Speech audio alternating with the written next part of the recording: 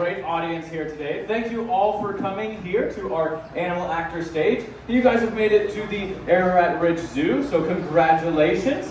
Before we get started with this presentation, obviously being here in the zoo, I want to point out some of the other animal activities we have for you here. So don't forget to check out our kangaroo walkabout, our petting area, and our camel activities as well. Those are really fun, so definitely encourage you to check that out if you get the chance.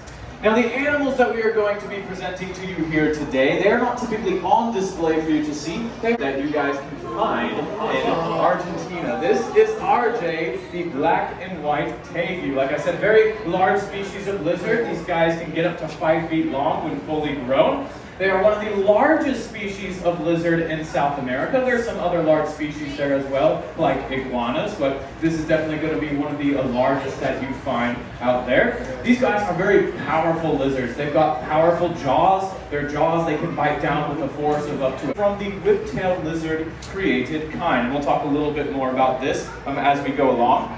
But that's the kind that they're from, and you can see that that is a well-earned name. They've got a pretty long tail. All vertebrates, mice and rats and things like that. They'll eat eggs, they'll eat small invertebrates. True, they're very strong.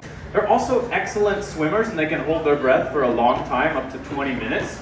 And these guys have a really neat form of defense that I personally really love. Tegu, so you can see him over here. He's on a little leash and harness there so that we can keep track of him there. And he's actually a male. And something I want to point out about him that's different from RJ, besides the fact that he is male, is that he's got those really large cheeks there. And those are called jowls. Those are his muscles there. RJ, you can see, has got them too, but much smaller. And that's going to be some of the difference between the red tegu there and the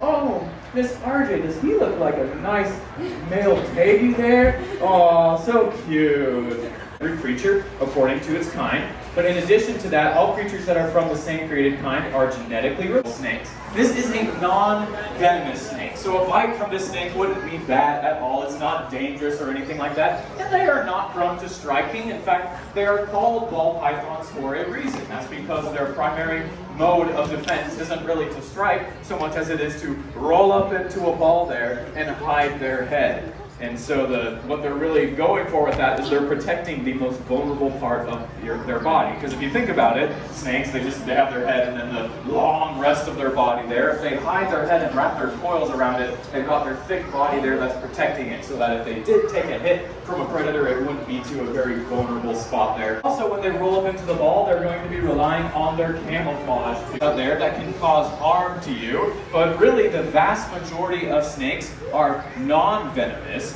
And of the snakes that are venomous, there's only a small portion that can actually cause serious harm to a human.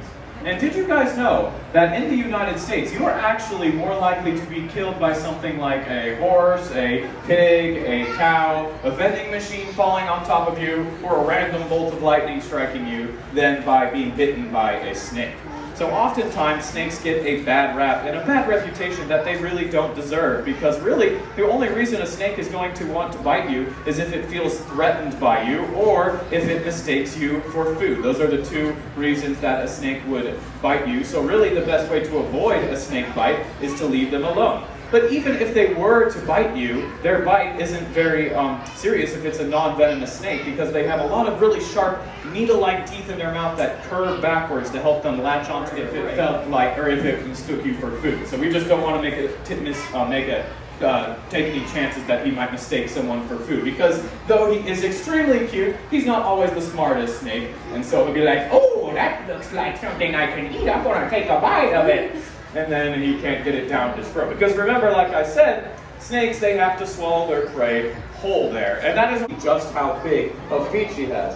And there she is, folks. This is Miss Nayla. She's got those really big feet there, and those allow her to move about through her best mode of locomotion. That's going to be hopping. Now, there are other animals that are part of the macropod created kind in addition to kangaroos. The red kangaroo is the largest living of the macropods, and actually the largest living marsupial alive today. But there are many other types of macropods out there. There's wallabies, which are very similar looking to kangaroos, but they're going to be much smaller. You also have wallaroos, which are kind of intermediate in size between wallabies and kangaroos, and then there's a lot of other, but you can see that they all share those characteristics that make them part of the same created kind there. So we're talking a lot about the concept of a created kind. We've talked about how it's essentially a form of classification. Animals that are from the same created kind, they're genetically related to each other, and they have certain characteristics that other animals don't share in common. So when it comes to classifying animals, however, we have a modern way of classification there. There are going to be way more families than there are going to be many species